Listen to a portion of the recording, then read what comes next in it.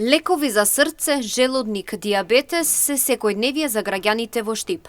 Повозрасните на терен велат, денот не почнува и не завршува без една рака апчиња. Користењето на лекарства е едно од основните потреби на граѓаните и неопходно е секојдневната терапија и конзумација на истите. Речиси секој втор боледува, а тоа месечно се сведува на голема парична потрошувачка.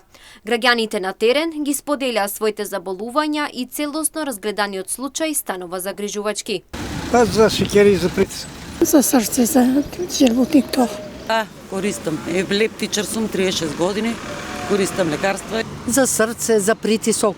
Порано го користев, сега не е диазепам. Користам, да. Користам. И тоа редовно користам. Зашо конкретно користите? Диабет.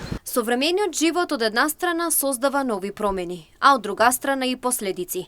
Речиси во поголем процент луѓето со своите терапии едва и го поминуваат месецот, а самиот пензионерски живот е веќе сведен на големи отежнувања. Кој не конзумира, значи нема ние сме веќе секој втор.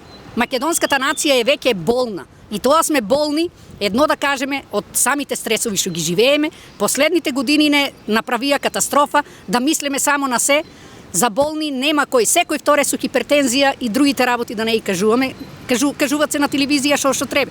Сега само што го испи лористата и тоа од 100 милиграма, а 62 години. У пензија останаа веќе се осеќам неспособна за 62 години. Ете тоа е тоа. Зголемена е потрошувачката на лекови, а за тоа сведочат здравствените работници и вработените во аптеките. Велат, земи си еден диазепам за да се смириш е често спомнуваната реченица во македонските семејства. Според фармацевтите, диазепамите се дефинитивно најкористените анксиолитици лекови за смирување.